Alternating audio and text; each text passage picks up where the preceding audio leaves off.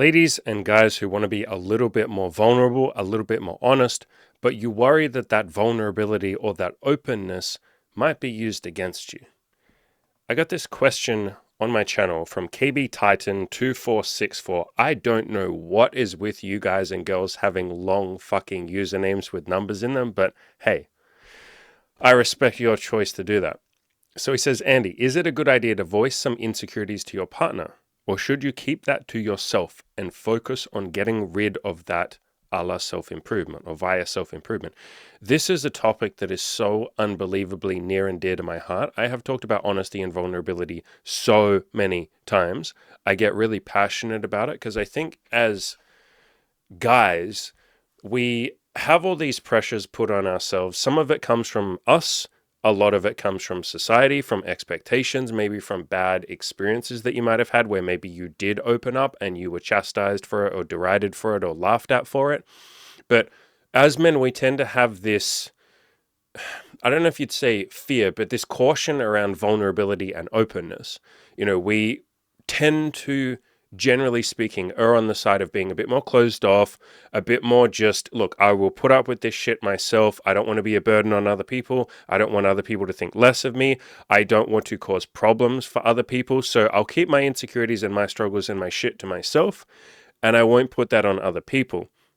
I've talked so much on my channel and on my blog and on Spotify about the benefits of being a little bit more open, a little bit more honest, a little bit more vulnerable. And I talk all the time that I don't expect you to just jump forward and go, okay, so I'll just be 100% open and honest when I'm fucking terrified to do so.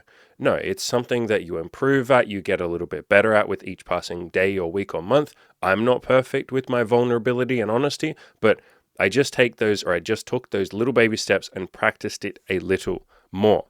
There's a few articles and podcasts and stuff that I've written. Actually, there's a ton of articles that I've written on my site about it. So go onto my website, killyourinnerloser.com, just search for the word honesty. But there's 3 podcasts that I've done that really, really, really address this question. So for any of you out there who are in the same situation going, fuck, should I be voicing my insecurities or is that weak? But then at the same time, I don't also like keeping that stuff inside. And Andy, you talk about honesty and openness. Like, fuck, I don't know what to do. Some podcasts that'll really sort of help you with this. The first one is one, and this is on Spotify, called Be Vulnerable, but Don't Be Weak. I will leave a link in the description to this podcast and all of the other podcasts. And in this podcast, I talk about, how to be more honest, how to be more vulnerable, how to be more authentic, maybe how to share some of your insecurities, but doing it in a way that doesn't make you feel weak and doesn't make you come across as weak. I also have another podcast called How to Be Vulnerable While Still Being Masculine. And then a third one, How to Be Vulnerable But Masculine. And any of you who are in my coaching program, there's a couple more videos that you get as part of the program on how to share without being a burden, what to do if you're worried about, putting your problems on other people, how to share this shit while still doing it in a masculine, like self-serving way. Really, the short answer or the short distillation of all of these pieces of content is the way that you share in a very masculine way where you don't feel weak is you share your vulnerability, or you share your insecurity or the thing that you're struggling with, and then you also share the plan that you have to work on it. So what that might look like is like this. You might say, I'm very insecure about my race, but what I'm doing is I'm hitting the gym, I'm working on my self-improvement, I'm actually talking to a life coach who's working me through some of that shit, and I'm learning to love myself. I'm learning to be proud of my race. Or maybe you're someone that's a little insecure about, pick some part of your body. You think your arms are a little bit small. I feel like that myself. Look at these cute little fucking small arms. I don't know if you can see them. Little cute little arms, right? And so you share that by saying, I feel a little insecure about my arms, so I'm smashing the gym. I know if I just keep going to the gym for a year, maybe 2 years, maybe 3 years, at some point I'll be a nice little beefcake little man. My arms will be fucking beautiful. So yeah, that's what I'm doing to work on it. So you basically say what you're doing to work on it. Now, if you aren't currently working on it, you say what your plan is. So you say, and even that is still something that you have done to work on it. So you say, I'm insecure about my body.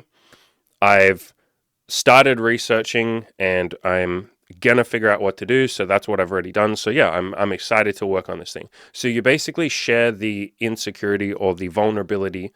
You be real with someone, but you don't say it in a way where it's like a burden. You don't say it in a way of like, oh man, I have this problem and I'm not doing anything to handle it myself. You don't do it in a way that makes you a victim. You don't say, oh man, this isn't fair, life sucks. You say, here's the insecurity that I have, and here's what I'm doing to address it.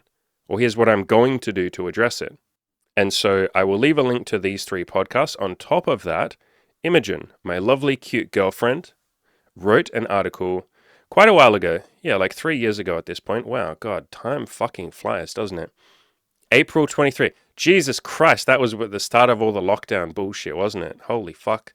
Anyway, so she wrote this article on being alpha, and essentially it's an article about how me sharing with her and being vulnerable and talking about my struggles and stuff has made her respect me more. It's made her realize, oh shit, like, I actually have more respect for this guy because he's going through this shit. He's not just like a perfect human being who never has any problems.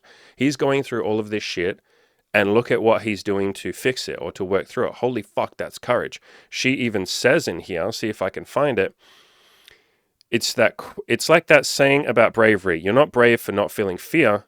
You're brave for facing it. Yeah, people will think, especially women, will think that you're brave if you say, here's my insecurities and here's how I'm facing them. Here's my problems or my struggles, and here's what I'm doing to overcome them. They'll look at that and go, Jesus, I just thought you were fucking stoic and perfect and everything was wonderful. I didn't realize you were struggling with this shit. And the fact that you're brave enough to tell me, the fact that you're brave enough to face those fears or those insecurities and work through them, holy shit, I have more admiration for you. Think about some of our favorite types of movies and books and TV shows and all of that. We love a good underdog story. Old movies like Rocky, but basically every movie has some form, every movie that we love has some form of like self-improvement story or like the hero's journey, some sort of like underdog story. Like we love that shit. We as human beings just absolutely love that shit. But as men, we often struggle to sort of admit, hey, listen, I might be the underdog, or hey, listen, here's my hero's journey. We want to get to that end point, or we think we have to get to that end point where we've become the hero and everything's wonderful and we've made it and we're perfect. And then we can go, hey, listen, babe, like I'm a perfect fucking human being. I'm a completed, finished product. Do you like me now? We are eventually trying to get to that point. Yes, although I don't think you'll ever be perfect, and I don't think perfection is the goal in the first place, but there is a journey that is had to get to that point. Are you really going to sit there for that entire journey and either pretend that you're not on that journey, which is what we're sort of doing when we don't share our struggles or our insecurities, or are you just going to fucking go monk mode and not talk to any women until you make it? That might take 10 years. It might take 5 years. I don't know how long it'll take. It depends on each one of us, but I've been working on my self-improvement for 15 years at this point. All right? It might take a while. Shit takes a while. Rome wasn't built in a day. And you don't have to share every single one of your insecurities. You don't have to be a complete and utter fucking mess and just dump it all out there and say, I'm insecure about my hair and my arms and my body and this and that and this and that, and like list 100 fucking things. Sure. But it's just about practicing that honesty, practicing sharing a little bit at a time. And so, if you want an easy piece of action that you can take here, if being a little more honest and a little more vulnerable, it's really just being honest and treating women like they're on the same team as you. If you want a little baby actionable step, just say one fucking thing. And then, like I said, pair that with the action that you're taking to work through it. Just try that with any of you that are currently dating a woman right now, or the next woman that you get with. After sex, because that's the most honest time, and it's the time when you're most chill. Both of you are the most chill. Just say one thing. And you can phrase it like this. If you're nervous to do this, you can say, hey, how about I tell you one thing I'm insecure about, and you tell me one thing you're insecure about? Because I'm always curious, like, what people are insecure about. Because, on the surface, most people look at us and think, oh, like, that person must have their shit together. No one's in your head, so they don't know what your insecurities are. So I'm curious. So I like to ask people what theirs are. So maybe I'll go first. I'm insecure about my arms. What are you insecure about? And then she'll tell you. And by the way, the vast majority of women are insecure about like a couple of key points. The one that comes up a lot that used to make me giggle, because like, I didn't laugh at them, but it surprised me, was a hell of a lot of women are insecure about their eyebrows.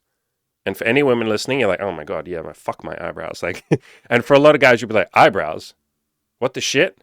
Like, I never noticed a woman's eyebrows. And it's like, yeah, I've told that to so many women when they say, God, okay, so my biggest insecurity is my eyebrows. And I'm like, maybe this sounds rude, but I literally just have never even looked at a woman's eyebrows ever in my entire fucking life. But women put a metric fuck ton, not all women, but most women put a metric fuck ton of effort into their eyebrows. They will pluck them, they will thread them, they will laminate them. Words that a lot of you guys are like, what do you mean fucking pluck, thread? What the fuck is threading? Laminate? What the fuck are any of these words? Like, they will get what's it called? Like the little fucking tattoo things that you can get. So some women have little tattoos of their eyebrows. Some women will completely fucking remove their eyebrows and then paint them on. I don't like that look personally, but hey, each to their own. Mascara. I know that's not eyebrows. So what's it fucking called? I don't even know what it's fucking called. Where you like fill in the eyebrow. Whatever. The point is, like, a lot of women have an entire routine around their eyebrows. And for most of you, you've never even noticed a woman's eyebrows. And yet for some of them, that's their biggest insecurity. And so these conversations are really interesting, if nothing else. But that's a nice way to sort of start this process of opening up a little bit and getting to know someone on a deeper core level, not that sort of like shallow surface level stuff of like, what's your favorite food? Mine is pizza. Oh, wow, I also like pizza. That's cool. What are the odds that we would both like essentially the world's most favorite food? So yeah, I like these deeper kind of conversations because they're interesting. It's the shit that someone likely hasn't shared with anyone else ever. I find those conversations fascinating. So again, this article is Imi's thoughts on being alpha. She also wrote another one called What Honesty is Like for a Girl, written from her perspective. So that's another really great article that she wrote. We also got one of the girls that we're seeing right now, and she wrote an article on her perspective of honesty. And she talked a fair bit about how she respects me, Andy, for being so honest and sharing my struggles and sharing my insecurities and the things I'm working through, because it helps show her like, oh shit, this guy's human. And if he can do this stuff, I can too. On top of that, I have another article called It's You and Me, Not You Versus Me. And there's a couple of videos in there that I would recommend you watch as well, and then read the article. And the point of this article is something that we often forget in dating. Men and women both forget this a lot, right? Maybe some of you have never even considered this perspective, that it's not you versus the opposite gender. Like, you're not trying to get something from them. They're not the enemy. They're not out to get you. Like, you don't need to defend against them. You don't need to be closed off and scared of them. You're on the same team as them. You both essentially want the same thing. I've said this many times. Every human being wants to be loved, understood, happy. That's what we all sort of want. And men and women both want those things. And so if you can go into it seeing women, or for any of you women listening, seeing men, seeing the opposite gender as wanting the same things as you, if in other words you can look at the similarities that you both have, what you have in common, rather than the differences, you'll see them as your teammate. You'll say, oh shit, like this person is my friend. This person isn't the enemy. I don't need to defend against them. I don't need to be worried that they will hurt me. Now, some people on this planet might try and hurt you. Yes. So walk away. Leave those people. Don't put up with that shit. Find the people that are willing to be on your team, that have this same mindset, or at least are open to this when you go first, because sometimes people are closed off, and that happens a lot, especially in dating. But if you go first and you're honest and you're vulnerable, they start to open up to you and they start to reciprocate and be honest and vulnerable back to you. Awesome. Build something with those people. Keep seeing those people. The people who don't want to do that, that's perfectly fine. You can still have like really casual sex with them. Like, that's perfectly okay. But at least for me and my things that I'm looking for, I want those sort of deeper connections. And if that's something that you want too, having this mindset, it's you and me on the same team. It's not you versus me. Really, really, really helps with that. Let's pull it back to the original question. Katazina, and Jesus, why have you got a long username too? She is an OG of the channel, by the way. Before I even had a YouTube channel, when I only had Spotify and my blog, she wrote me this long email with some things she was struggling with and some things she wanted to work through. And I remember just giving her, or I did a podcast that answered her question. I think it was the episode number 100 from memory. And I remember that because it was like a special episode. Holy shit, I've done 100 podcasts. And it was called something like Winner's Mindset versus Loser's Mindset. I think that was the podcast. Anyway, I answered her questions on that podcast, and then she emailed me like a few months later, I think. And she said, okay, here's all the action that I've taken. And she had done a metric fuck ton of action. And I remember being very impressed also because that at that point in time, I think was my second female listener, like only the second female that had ever reached out to me and said, hey, I listened to your podcast. These days we have a lot more women. The metrics or the analytics, I think we're at something like 8% of the audience is actually female. Yeah, so out of curiosity, I thought we'd check. So 6.4% of the audience are female, which is fucking cool. When I first started, it was like literally 0% of the audience were female. So she is someone that is an absolute OG, and she was like the second woman that ever reached out to me and said, hey, listen, I like your content, blah, blah, blah. And she had taken all this fucking action, like an incredible amount of action. And since then, she has done wild stuff. If you guys like read any of the comments she leaves on my channel, and she leaves these great comments, which is why we're going to read this out, because this is an amazing comment that she's written to this guy.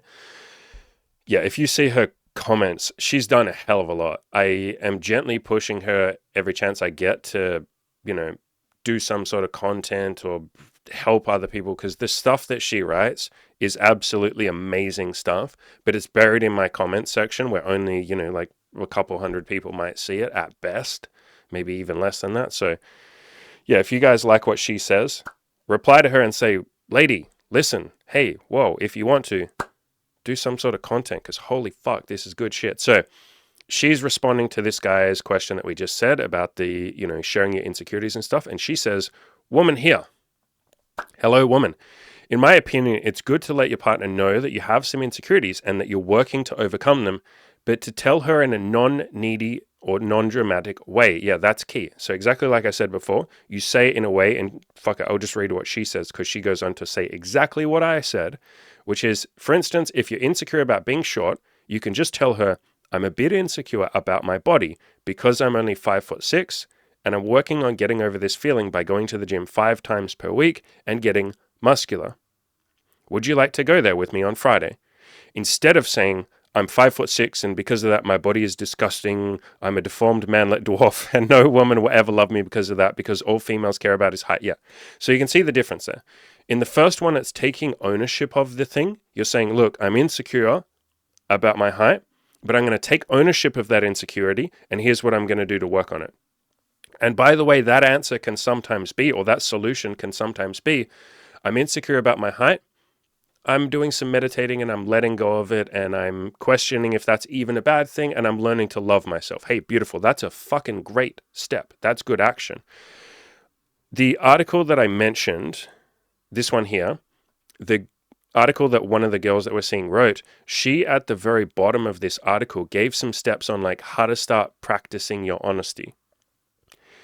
And one of the things that she said, and Imi said the same in both of her articles, is, I believe vulnerability makes a man appear stronger, more confident. I feel a lot of the time when it comes to dating, men feel terrified to share anything they've struggled with or are struggling with out of fear of being thought of as weak. In that sentence there, have a look at what she wrote. Terrified to share anything they have struggled with or are struggling with. Take the first part of that sentence, and that is how you can practice being a little more honest and vulnerable about some of your insecurities. So share things that you have struggled with in the past, but you have already overcome.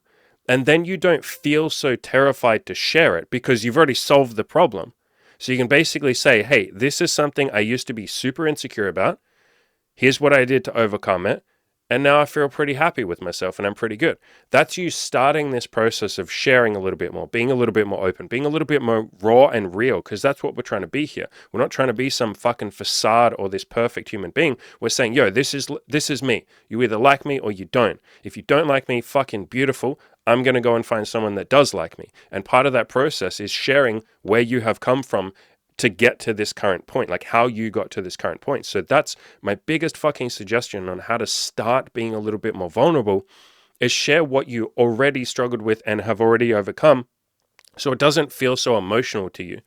Another thing that I'll say, and it's very related to what Katarzyna said here, right? When she gives this example where she says, you share your insecurity about your height and you say what you're doing to overcome it. rather than saying, I'm insecure about my height and therefore I'm disgusting, no one will love me, blah, blah, blah. A lot of the time we men and women who struggle with vulnerability too, but I think generally speaking it's something that more men struggle with than women. But a lot of the time when we men struggle with being vulnerable, it's because we're worried that we'll look weak, we're worried that we'll be a burden, and we have a lot of shame around the thing that we're struggling with or our insecurities, right? There's a lot of shame there for a lot of us. That's why we don't share, because we're ashamed to. I've said this time and time again, women aren't put off by your insecurity, or they aren't put off by your honesty, they aren't put off by your vulnerability, they are put off by shame. Everyone's kind of put off by shame. Shame isn't appealing. And now, I'm not trying to shame you if you feel shame. It can be a fucking vicious cycle, can't it? But the shame itself is what turns people off. It's what makes people feel a bit like, And now, some people will be very empathetic and they won't put you down for your shame. But generally speaking, shame has a sort of repulsive, not to say that you're repulsive, but it repels other people. Shame makes most people feel, as in if you're feeling shame, most people will feel, like just a little bit funny, a little bit weird, a little bit like icky, like, okay, I kind of don't want to be around the person that's ashamed of themselves. So to really drive it home, if you have insecurities, which we all fucking do, I don't know any man or woman on the planet that doesn't, but those insecurities, take ownership of them, make them your thing. Stop feeling ashamed of them. Don't hide them. Don't say, oh, fuck, I got to hide this in the corner and hope nobody ever finds it. Because then if they do find it, and Katarzyna goes on to say that, they will find it. Most women can sniff out your insecurities. They will notice your insecurities. The funny thing about hiding your insecurities is you just make the insecurity worse. Because now not only are you having to hide it, you're terrified that other people will find it. And by hiding it, you're telling yourself that this is a big deal. Because if it wasn't a big deal, you'd just tell people. You'd own it. You'd be like, I'm cool with this.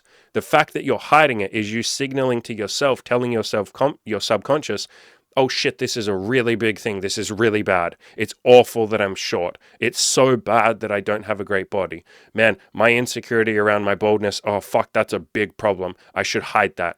And so funnily enough, you do this beautiful thing when you share. This is part of why I get you guys and girls to share. When you share some of the insecurities that you have, along with the solutions that you're going to take to solve those things or to improve those things, when you share those vulnerabilities, you signal to yourself and your subconscious, maybe this isn't such a big deal. In other words, a problem shared is a problem halved. If you just share this shit, you literally tell yourself, hey, this is no big deal. I was able to share it. That's why I encourage you. It's one of the biggest reasons why I encourage you to have that fucking courage to share this stuff. So, as I said, Katarzyna goes on to say, every person has insecurities and most women can sniff them out, even if you don't tell them about it. Yeah, like guys, think how many women you've been with where you can tell she's deeply fucking insecure about something, or maybe jealous of something that some other girl has, right? You can fucking tell without her even ever saying anything, because it just comes out. Like if she's insecure about her body, which a lot of women are, a lot of people are. If she's insecure about her body, maybe you will say something like, holy crap, you're so pretty. You are so fucking hot. And she'll kind of like cover herself up. You immediately know, oh shit, she must be insecure about her body. Or she mustn't believe me. Or she must think that she's ugly and, she doesn't believe that she could ever be pretty. Or you say, man, your tits are amazing. And she goes, yeah, I kind of think they're a bit small. Boom, instantly, she's fucking insecure about that. And she's trying to hide that. But it just kind of blurts out. It comes out. And so if you think that you're hiding your insecurities or doing a good job, I promise you're not doing as good a job as you think you are. And that's not me trying to shame you. Again, we're trying to avoid shame, or we're trying to move more in the direction of a bit of self-love, a bit of courage. Courage is what this podcast or this episode today is trying to get you to feel. I'm trying to get you to feel some courage to move up that map of consciousness. And I know the map of consciousness, this map here on the screen, is something that I haven't talked about for a little while. This is basically a hierarchy of emotions. The emotions down the very bottom, shame, guilt, apathy, grief, fear, all of those ones, all of the ones in red, are very unempowering emotions. It's very hard to have a positive impact on the world when you feel deep shame. It's very hard to love yourself when you feel deep shame. It's very hard to connect with other human beings, to connect with women, to have a great sex life, to have an amazing intimate relationship if you feel fucking shame. The person who feels shame isn't very capable of much at all. And that isn't to shame you. Funnily enough, when people are in shame and I point it out to them, they then feel more shame because you're stuck in shame. Shame is kind of all you can see. It's all you can hear. It's like a dark cloud over you. That's okay. You just try and move up the map a little bit, move up this ladder of this hierarchy of emotions.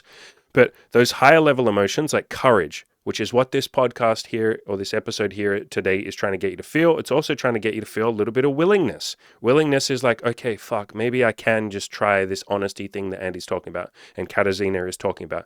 Maybe I can just try being a tiny little bit vulnerable. I'll just start with something maybe that I struggled with in the past that I've overcome now. That's my little baby step towards vulnerability.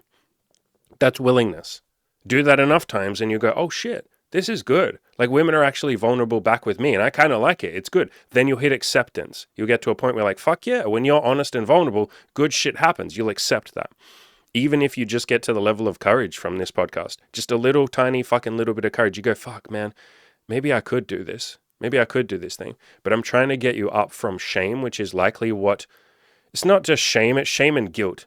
A lot of the time we as men feel guilt for our vulnerabilities. We feel shame too. I think it's heavily shame, but there's a bit of guilt there. Like I don't want to, or even the fear of guilt. So fear, and fear is still very low down on this map.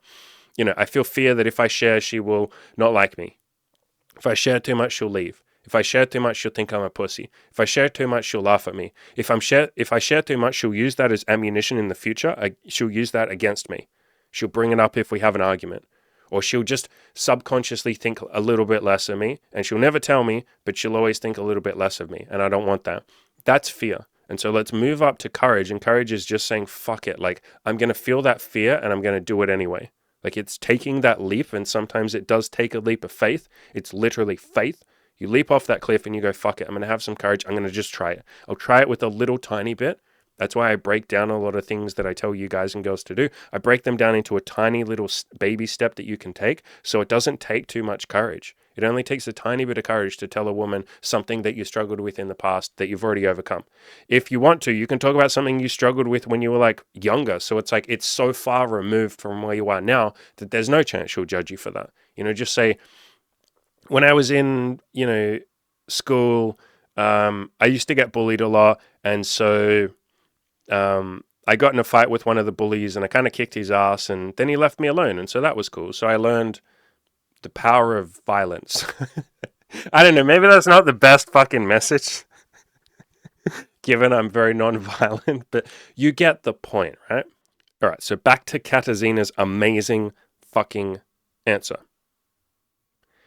If you come across a girl that likes drama and isn't the nicest person, she might even use these insecurities against you in an argument. Yeah, as I pointed out. She then goes on to address this like later on. But I'll read what she wrote here first. So after all, in most cases, I'm not sure who she's referring to when she says we. I think she means women. After all, in most cases, we don't actually mind that we're imperfect. What we're truly afraid of is being called out, mocked, and shamed for our flaws. No, okay, I think when she says we, I think she just means people in general. Yeah, I think a lot of people are most scared, rather than being scared that like, oh shit, I'm not perfect. Oh shit, I have some flaws. Oh shit, there's some parts of me that aren't, 100% perfect. The biggest fear is like, I'm imperfect and somebody will tell me. I'm imperfect and people will laugh at me. I'm imperfect and people will think less of me. Especially as men, I'm imperfect and people will respect me less. Respect is very important to men. It is for women too, but I think for men it's just such a it's like right up there. For women, respect is important, but for men it's like, I will kill myself if I lose respect. Like a lot of men, like think about Japan, the Bushido code, right? The samurai.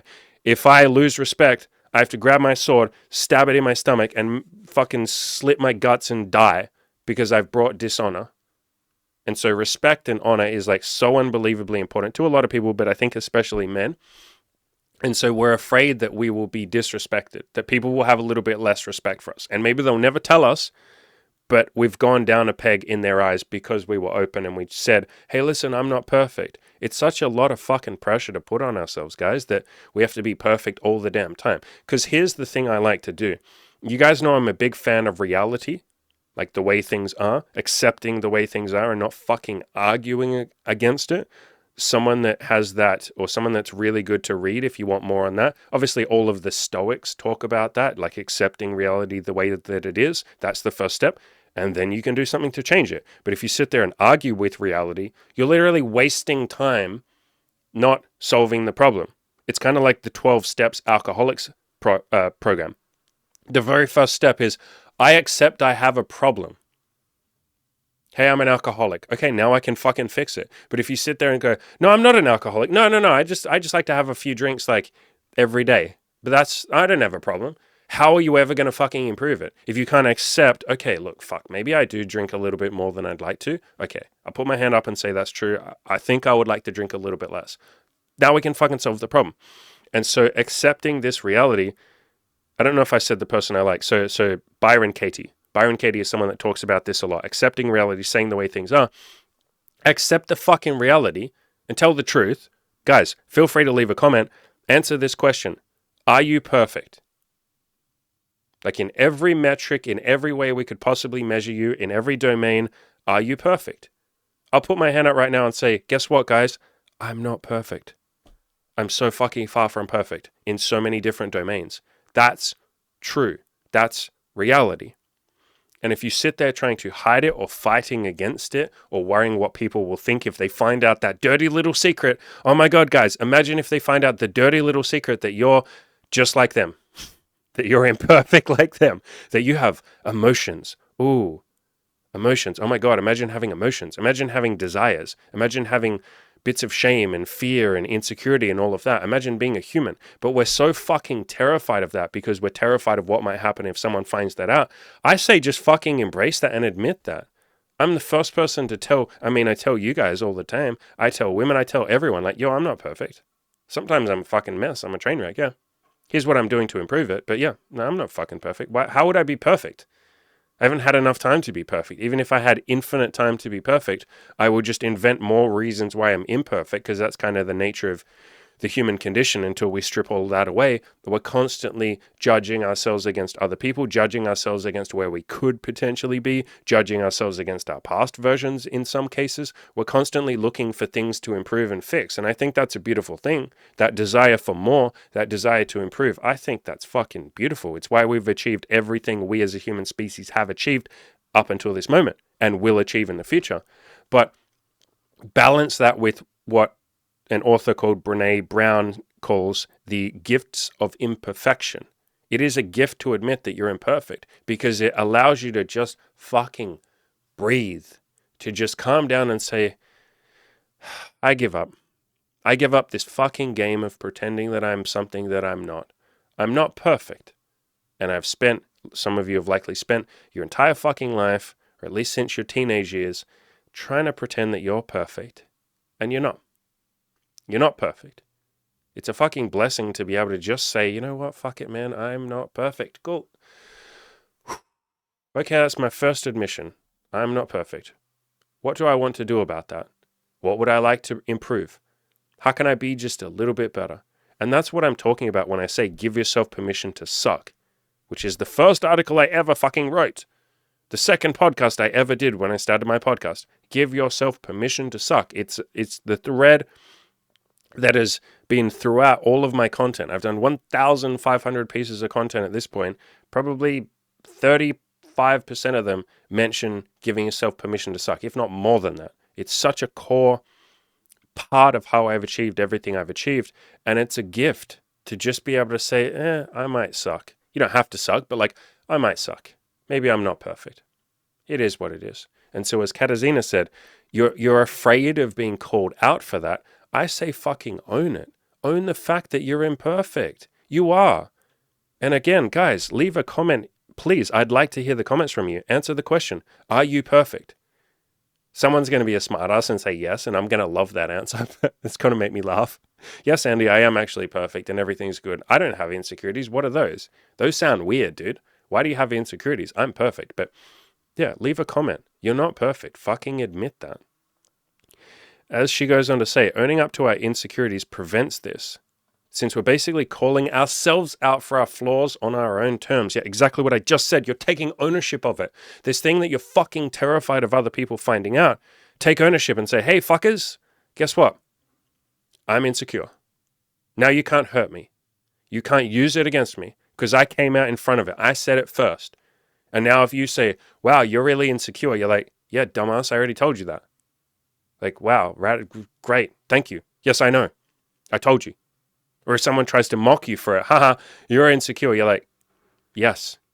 I went through this myself in school when I was young. I obviously have ginger hair, and I used to get mocked like fuck for that. I don't know why, but like people just wanted to bully me. I mean, kids just are kids, right? So they wanted to bully me because I had red hair. And I remember even in high school, it still kept going. And I remember there was a point, I was really young too. It was in primary school. I don't know why it came to me, but it's just maybe because I'm fucking autistic. It's probably just that. And when they would say like, ha ha ha, you have red hair, my brain would like hear what they had said. And I knew they were trying to mock me for it. I knew they were trying to hurt me for it. I knew they were trying to prey on my insecurities or generate insecurities in me. But I would hear the statement, you have red hair. And my autistic brain would filter that and go like, okay, is that true or is that not true? And I'd be like, yes, I do have red hair. They said a factual statement. So then I would just literally say to them, yeah, that's true. And I'd then be like waiting for the next bit. And they'd be like, ha, ha, ha, ha, ha, ha. What a loser. He has red hair. And then I'd be like, but I do have red hair. They are correct. And so I'd be like, yeah, I do have red hair. And they would just be like trying to mock me. And this kept going for my entire fucking like school life, it felt like, until maybe the last year or two of school. And I remember being in high school, maybe 1 or 2 years away from like graduation. And then it was like the same thing, but focusing on my pubic hair. And they were like, ha ha ha, do you have like orange pubic hair? I bet your hair down there is orange. I bet you have like red pubic hair. And I'd be like, yeah, I do. Yeah, of course I do, because it's red here. It's red here. It makes sense that it's red there. Yeah, it's red. Well, it's kind of like orange, but yeah, it's like orangey brown. Yeah. And they'd be like, ha, oh my God, he admits it. He has red hair down there. He has red pubic hair, everybody. And everybody would, not everybody, but like a group of people would get around and be like, ha, oh my God, he has like red hair down there. And I'd be like, yeah. Yes, I do.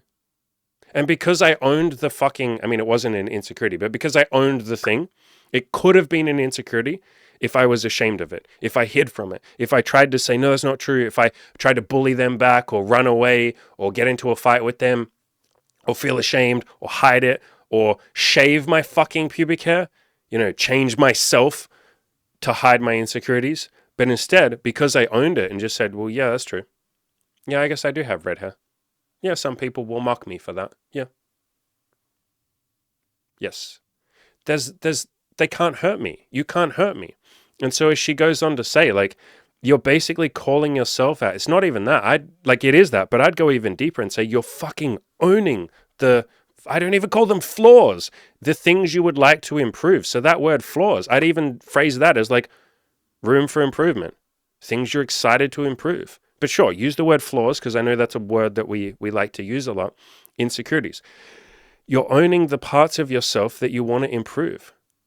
And then nobody can fucking hurt you. And she goes on to say, look, in 99% of cases, if you do tell someone that you're insecure about something, they will try to reassure you that being short, reversion, or Asian, or this, whatever your insecurity is, isn't a bad thing.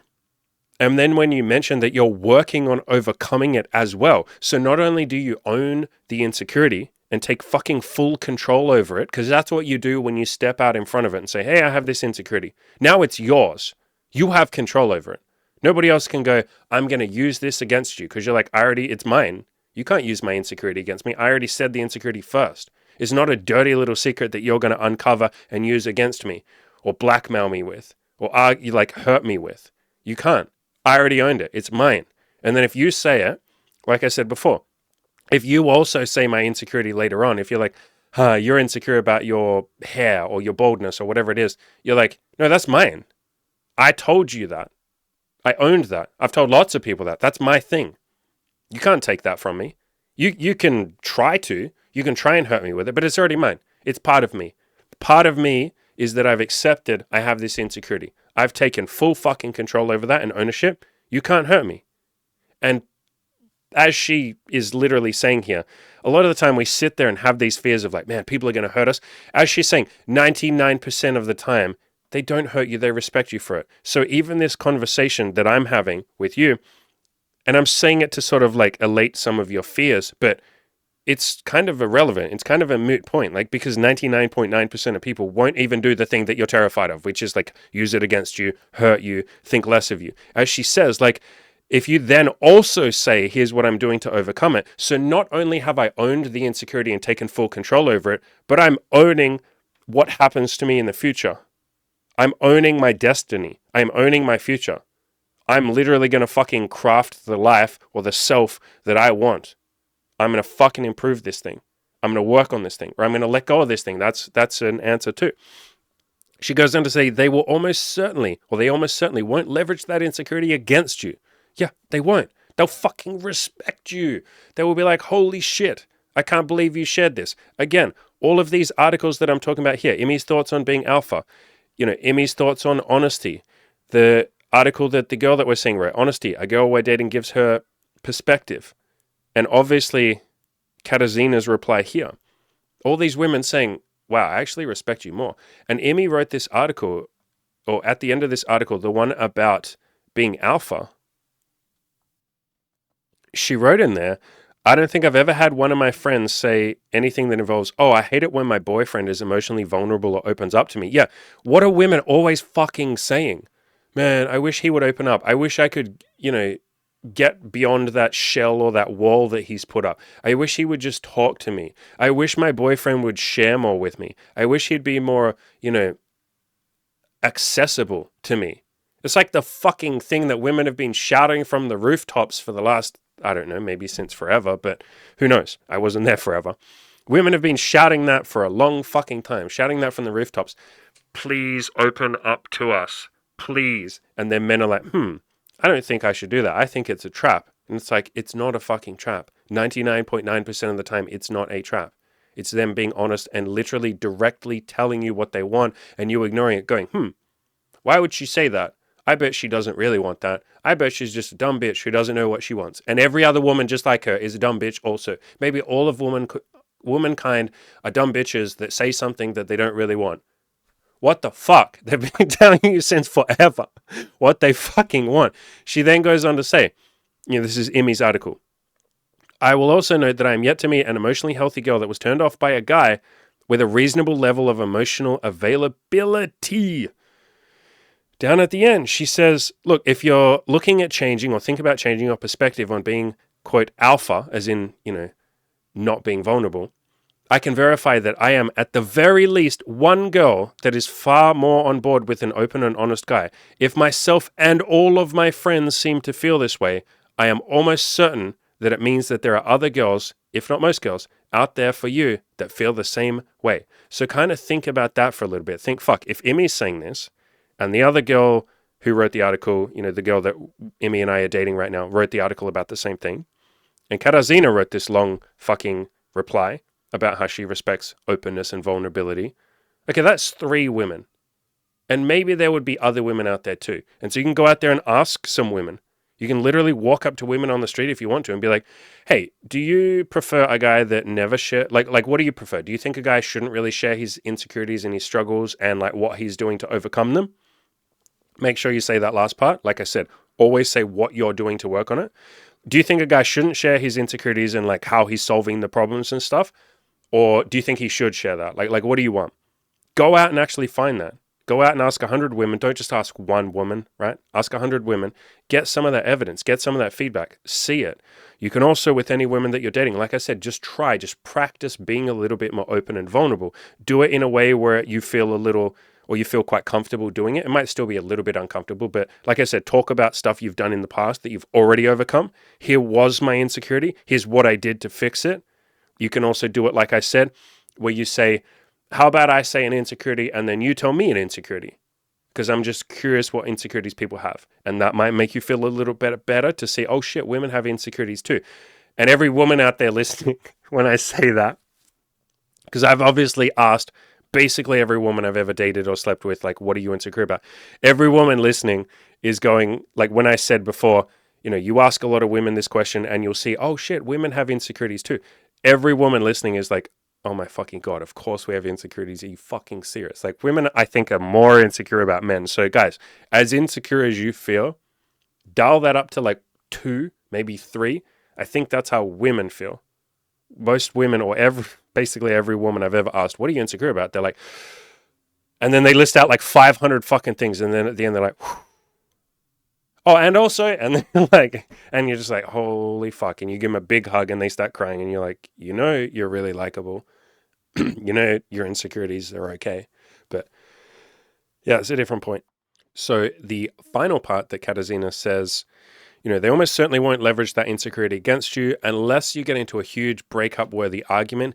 Even then, I did a video. It might be out by the time you watch this one. It probably will be. It's called Green Flags, like things to look out for in a woman or in a partner, because it applies to women too. It's like in a potential partner, what are some green flags to look out for rather than the red flags that we usually talk about or that most people talk about and avoid. And one of the green flags that I said is like, they won't use shit against you. Like they're honest, they're kind, they're low drama and all of that. So if you're screening for those kind of low drama, nice people, even in an argument, they won't really use that stuff against you. Like Imogen has never really said anything against me. And we've had a few arguments, like not recently, but in the first couple of years of our relationship, we had some big arguments. And we never even then really said anything to hurt each other directly. We said some things that were like emotional and did hurt the person, but it wasn't like, I'm trying to hurt you. It wasn't using the pain points of each other against it. Like, it wasn't like, okay, I have this ammunition that I've saved up and now I'm going to use it during an argument. It was more just like two emotional people. Yeah. So I think you can screen for people that won't leverage that against you, even in an argument. But her point stands, right? Or if they're a complete sociopath. And yeah, like even on that, and she goes on to say this, like if the person you opened up to does use that to make you feel bad, like they do use your insecurities or your vulnerabilities against you, she says exactly what I would fucking say. That's great. Like good. That's a good fucking thing. You think it's a bad thing, you'll label it a bad thing. You'll say, oh my God, no, the worst thing happened. I would retell that story and say, that's the best thing that could have happened. Now ditch that bitch. Or for any women, ditch that.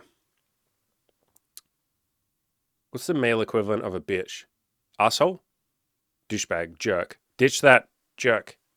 You know what I mean? Like, that's a good thing. You've learned this person isn't very fucking nice. They're using my flaws against me. And now it will be because they have their own flaws and insecurities. So it's not that they're a bad person. They're doing it for their own reasons. They're usually hurt inside themselves and they're just lashing out at other people. Fine. Doesn't mean you fucking put up with it. Like, leave. So, she goes on to say they've shown you what they're capable of doing in a negative way. And that's great because that's prevented you from wasting time on a toxic or unhappy person. I love that she says unhappy person. So she acknowledges exactly what I said. Like, it's not that they're a bad person. They might just be unhappy and they have their own bullshit. Katarzyna, and this is part of why I love her comments, she's someone that's like very fucking emotionally like savvy. She's very emotionally intelligent. She's very empathetic with like other people.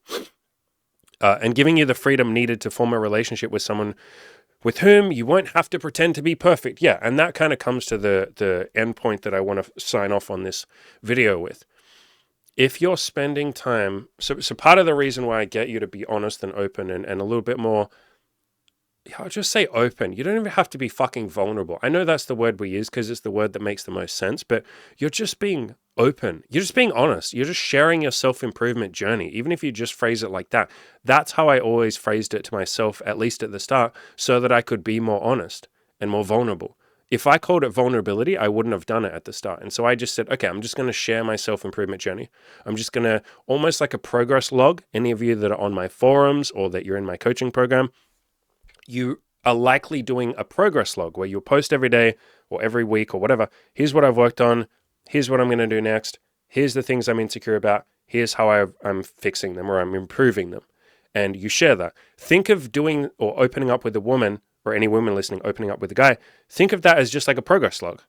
And that's all I ever did with Imogen in the early days. She was one of the first, okay, not the first, but it was quite early on in my practicing of honesty. She was one of the first people that I was ever truly, really deeply honest with, her and a couple of other women. And I just started by using them almost as like a progress log. I had my own progress log on the Good Looking Loser forums, and I would post on there and share my log. And then when I hung out with, Imogen or this other girl that I was seeing at the time, I would just say, okay, like I would just basically say the fucking shit that I said in my progress log.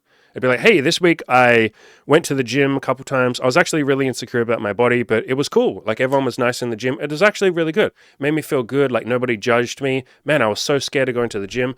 I'm really proud of myself for going. So yeah, what have you been working on? Like I just shared it like it was a fucking update. I didn't make it a big deal. And maybe I, in this content, make vulnerability and insecurity and all of that a big deal. So maybe I will title this video something like, share your progress with women, brackets, how to open up about your insecurities. Maybe I'll call it that.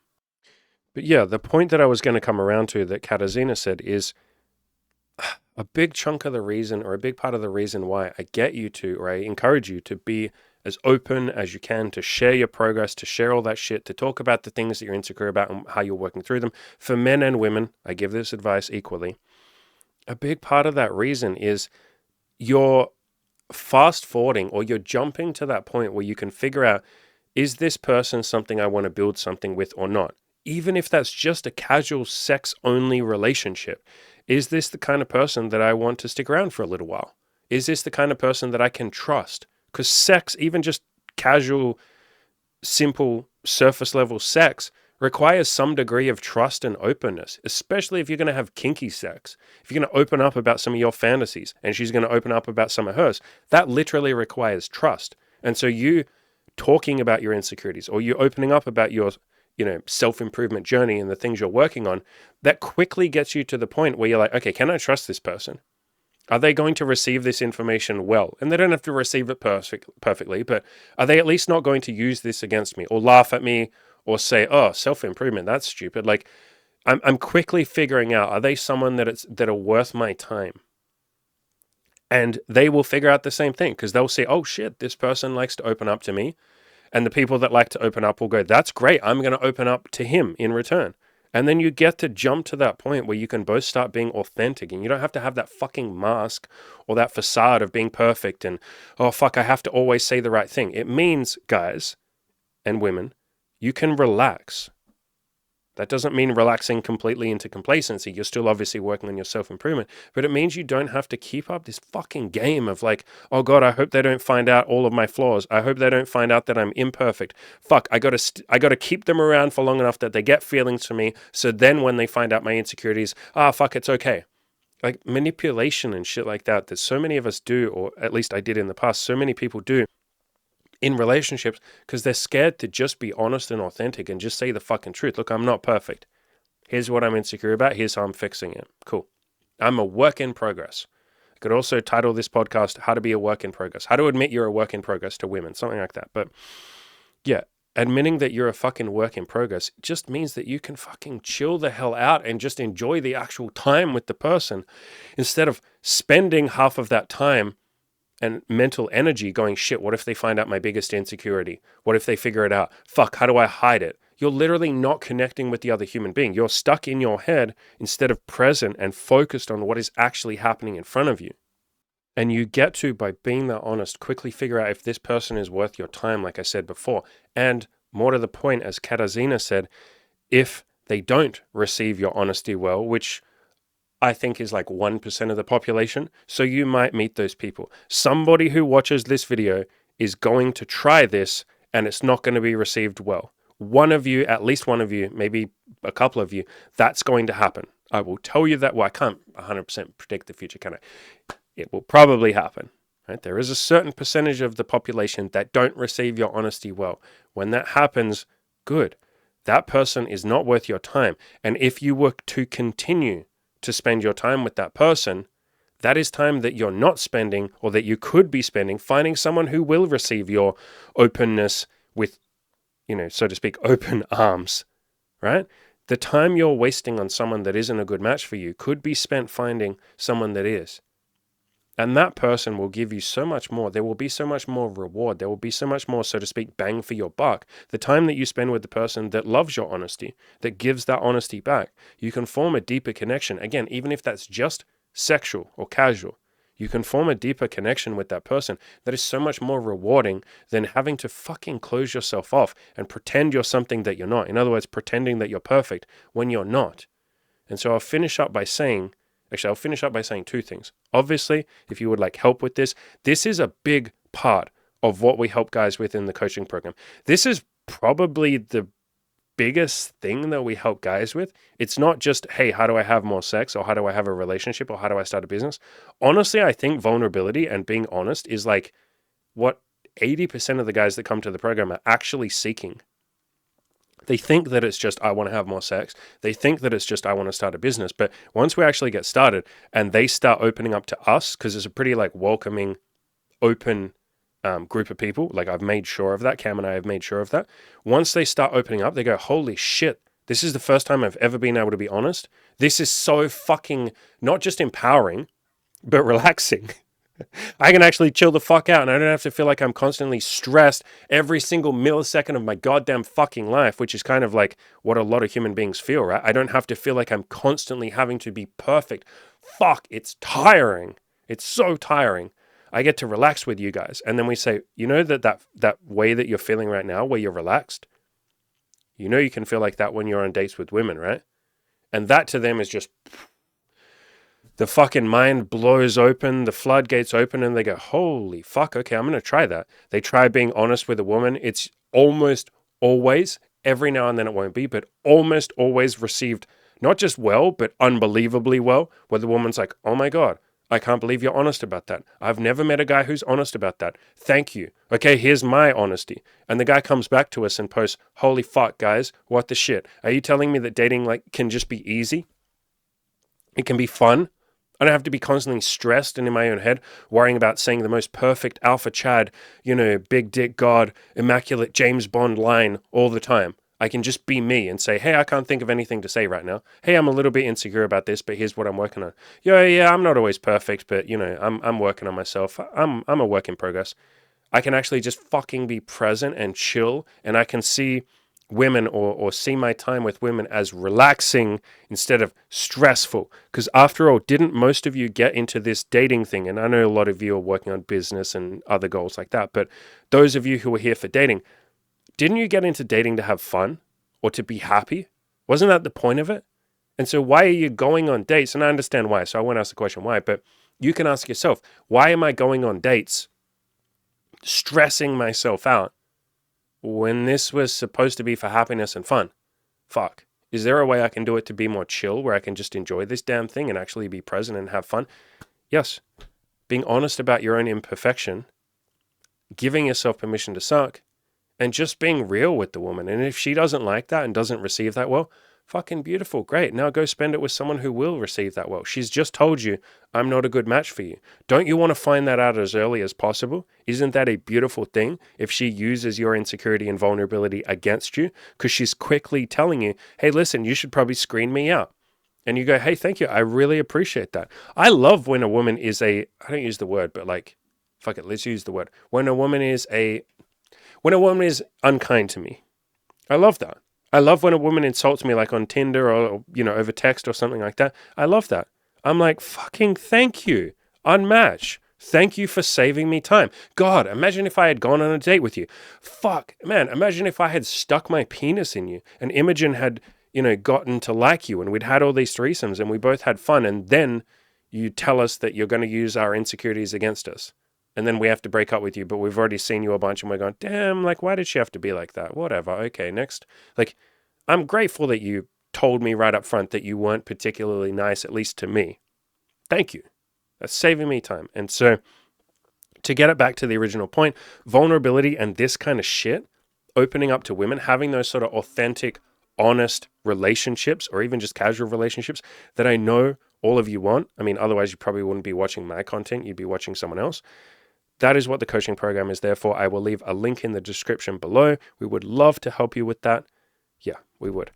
On top of that, like I said, guys, just go out there and practice a little bit more. Just practice that honesty. Embrace your imperfection. Like, admit it. Leave a comment, like I said, and tell us, yeah, look, I don't think I'm perfect either. Fucking own that shit. Then nobody else can ever use that against you. I promise women are nicer than you think. Women are unbelievably nice. 99.9% of them will respect your vulnerability. The ones that don't, that's fucking beautiful. Goodbye. As always, ladies and gentlemen, go out there and crush those goals. And remember that you're a work in progress. You might not crush those goals immediately. So maybe I can say, start working on crushing some of those goals.